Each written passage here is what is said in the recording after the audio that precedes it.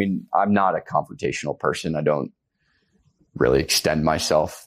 And like this type of thing is very uncomfortable. All this attention and limelight is very uncomfortable. And I would prefer without it. I didn't want any type of attention or praise, and I still don't. Mm-hmm. The guilt I would have felt if someone did get hurt, if he did do what he was threatening to do, would never be able to live with myself. And I'll take 1 million court appearances and people calling me names and people hating me just to keep one of those people from getting hurt or killed. The Daniel Penny situation reveals exactly what's wrong with our approach to racism in America, woke culture, and identity politics. For those of you who haven't been following, Daniel Penny is a white former Marine who had an altercation with a homeless black man named Jordan Neely. Jordan Neely had a history of being arrested and was diagnosed with schizophrenia. One day, they were both on a New York City subway. In a moment of desperation and frustration, Daniel Penny expressed that he was tired of being homeless, tired of being hungry, ready to serve life in prison, and ready to die. In addition to that, he said, "Someone is going to die today." After saying that, he threw his jacket on the floor, and other people on the train started to feel unsafe.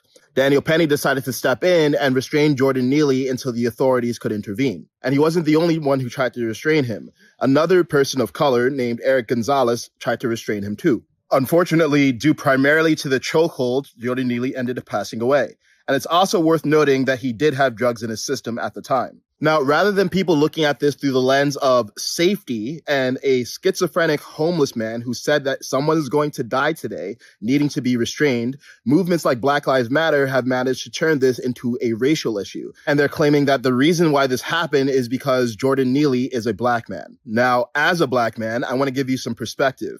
A few years ago, I was in a park in Santa Monica, California, when a white homeless man harangued me and called me the N-word and threatened to kill me for 10 minutes. Now, fortunately, I was not trapped on a train with him and he kept his distance. However, I felt extremely unsafe. And the reason I felt unsafe was not because he was calling me the N-word, but because he was threatening to kill me. And herein lies the problem. Rather than focusing on the fact that this was a homeless man on the streets of a democratically run city that is so poorly run that we keep on spending money on homelessness while not actually resolving the issue, somehow we all get distracted and get gaslit into thinking that this is primarily an issue about race rather than safety. And what that leads politicians to do is continue to pander to us and play identity politics with their policies because they know that rather than focusing on their ineptitude and the fact that they're allowing homelessness to run rampant, instead we're going to allow ourselves to be distracted and view everything through a racial lens. Now, here's the thing.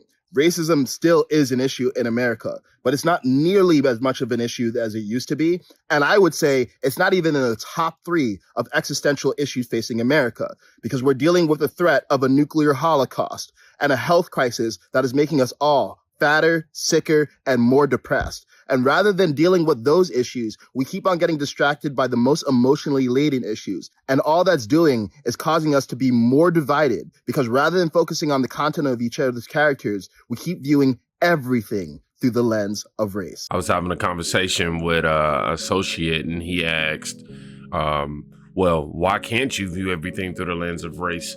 And obviously that was in response to me saying, stop looking at everything through the lens of race. And he was just like, oh no, that's impossible.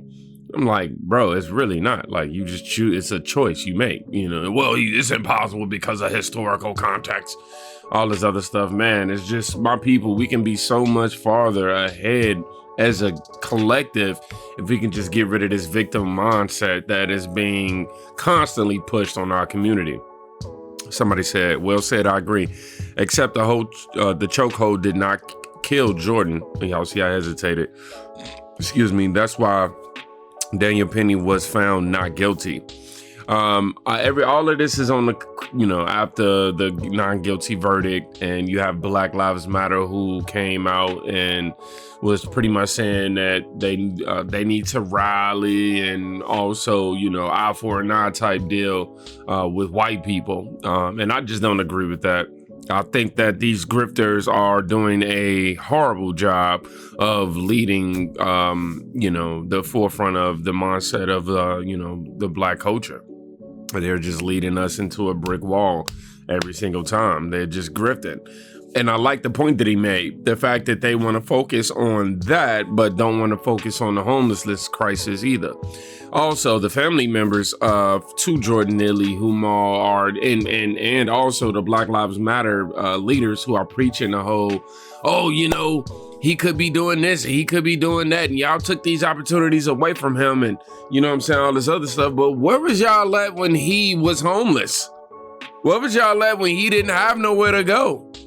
You know what I mean? It's only when this happens that now it's like, he could have been, should have, man, gone somewhere. Anyhow, moving forward, the Black Lives Matter leader, I can't even get it out right. The Black Lives Matter leader says Black female jurors were shut out from the Daniel Penny trial because of their unconventional hair. Oh my gosh.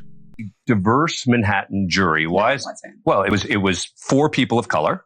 That's known typically as there during jury selection. Whether it was Black women were shut out for having unconventional hair, but there were 9 white jurors. Sorry, is that what they said? They said it was for unconventional hair? Or you're just presuming that? It was unconventional hair. A juror was dismissed for having unconventional hair. Unconventional hair. That's made up. No, it's not. Who said? Which lawyer said that? The defense attorney. Which one? He said what? He said that she had unconventional hair because her hair was purple, that she would have unconventional thoughts. And that, were you in the courtroom? No, I was not. For 7 weeks? I was not. But I understand. But the idea, right? Well, but again, the notion that she's being dismissed because of her hair. I assume you're assuming it's because of her race, right? It absolutely was about weight. Right. Why was the expert jury consultant brought in who got off people for OJ, who had a racial trial, who brought in Kyle Rittenhouse, a young man who bought an AR-15 and killed Americans exercising their. What does Kyle Rittenhouse have to do with this? Because they're just blinded with, uncured rage, man. Media-induced rage. It's like you really think everything happens because of race. So people, I'm having this realization that people really walk around here like, oh, well, that man only did that way because he thought about skin color. Jury expert who clearly got off Daniel Penny today. It's the jury expert, not the jurors, right? Jury expert. Not the jurors who heard the case, right? This woman specialized for 35 years in the psychology of juries. Right. She specialized in race. You know how many of those specialists lose their cases? Well, not this. A lot of them. That's why Daniel Penny took the great money of people who hate Black people to pay her. So it had to have been race, right? It's not possible. So here's my theory on this, and it's actually a reverse race thing, which I think you're going to really disagree with, right? Well, I'll tell you what. I don't think this case would have been charged if it had been a white victim and a white person who had held him in a chokehold. I don't even think there'd be charges in this I think it actually would. And I actually think that you would be calling Daniel Penny a murderer. Have you heard of Nathaniel Terry, a 27-year-old Black man? He was an absolute... No, I would not be calling him a murderer when you have somebody on a train threatening the life of men, women, and children, all of which aren't just, white. Some are Black, and other are of other descent. No, I would have the same sentiment. What are you talking about? Monster in 2021. He killed. Like, the dangerous part about this is the fact that they are teaching us how not to take any accountability for nothing. Nathaniel Terry, a 27-year-old Black man, he was an absolute monster in 2021. He killed an unidentified to this day homeless man in the project staircase. Mm-hmm. Did you see BLM come out for that type of monster? To grant our credibility. Well, when do we come out for cases that are not racially charged, would normally be ignored? Why is this a race case? Did Daniel Penny say anything racist when it happened? What is the labeling and the stereotypes? Daniel Penny, when he lied during interrogations, which no one is showing. But why can't you answer the question? We don't want all of this entitled Black woman. Let me just talk with confidence and talk over. It's like, no, answer the question. This is the reason why we look at y'all like you. I had to catch myself. Answer my question. When was the race? When did he bring race into this? A crackhead. And he said he was doing crackhead things. The problem is Daniel Penny showed no remorse for nothing he did. And that dishonors the real service people of this country, the real Marines who don't lie, who care for others, and who do no harm. So do you not blame Jordan Neely at all? I mean, for what he did? He deserves no blame from your perspective, right? Did you hear the witness testimony? I'm asking you a question. Or are you cherry-picking the ones? I'm asking you a question. Do you blame Jordan Neely at all for his conduct? If Jordan Neely was a white man, we'd be saying it was an opioid crisis. He was hungry. He was mentally ill. He had a muffin in his pocket. I wouldn't be if there were other. What about the witnesses? Let's play again, just so we're clear on the race. Play Eddie Gibson, who begged Daniel Neely to stop. Oh, yeah, but he stayed there throughout the incident. Play the ones that fit the narrative. But what's the narrative? There's black women who were on the subway. It was mostly people of color on the subway. What about a white man during cross? Oh my God! You see. This is why I'm telling you is that this type of woman, first of all, couldn't be with this type of woman. You know what I mean? This type of behavior right here is just unacceptable. The fact that you want to sit there and dodge questions, use your entitlement or whatever the case, or your illusion of superiority or whatever the case, and sit here, dodge every single question, talk over him, try to insert some sort of fear-mongering tactic instead of answering the freaking question. It's not that hard. It's not racist for somebody to ask you your opinion on something and for you to actually give it. What are you talking about? Oh, you over here cherry picking. He's not cherry picking nothing. He's doing his job. There's black women who were on the subway. It was mostly people of color on the subway. What about a white man during cross-examination who said that he was afraid of Daniel Penny, the one who poured water onto his head and said that he was afraid? He was a white man. Yeah, okay. So, what about the Latino man who was holding his arms? I'm not the one identifying everyone by race. You are. You're the one who keeps telling. Why? Why do you have to? There was nothing in this case. When you look at the FBI, when you look at when hate crimes happen, when you look at when injustice happened to black people, but let's agree. Get justice. Let's agree to some. Look, I'm going to be doing a segment later this week on a missing black woman who has not been getting nearly enough attention. Send it to me and I'll share the by the media. Absolutely. Because I understand that, and to that degree, you have a fair point. Send it to me and I'll share the news. Only because she's a black woman. I'm sorry, my black people. We got to stop being racist. This is some racist shit right here. We got to stop this racist shit. Like, it's not okay to sit here and do this. The way sometimes the media and the justice system handles. But not in this case. This case, even the prosecutors conceded Daniel Penny had every right to go hands-on. And the question became, okay, when should he have stopped? I understand that. The time frame on that right. from the DA's office was after 30 seconds. Can you not concede that Daniel Penny was a trained killer? Did he not have his gray belt? United States Marine Corps is an assassin? Sure. But he knew. Every Marine is a trained because assassin. Actually, black Marines and white Marines have reached out and actually told us he went too far. But going too far is different from criminal. Let me break it down. A chokehold, a blood chokehold, which he did. You're only supposed to hold someone in that move for 8 to 13 seconds. Yeah. You're not supposed to. First of all, when you're in an altercation on the street, nobody's going. And first of all, I don't condone violence, but I'm just saying if you're in an altercation on the street, nobody's going. Yeah, we're gonna count the 8 seconds and then I gotta let you go. I mean, you know what I'm saying? Like, oh yeah, 1, 2, 3, 4, 5. Till we get to 8, then it's like, oh yeah, I gotta let you. Like nobody's doing it. What did do it longer than 2 minutes? Why did Daniel Penny, when the train was completely clear, everyone was on the platform? Why did he hold it for nearly? Because he was minutes? Scared.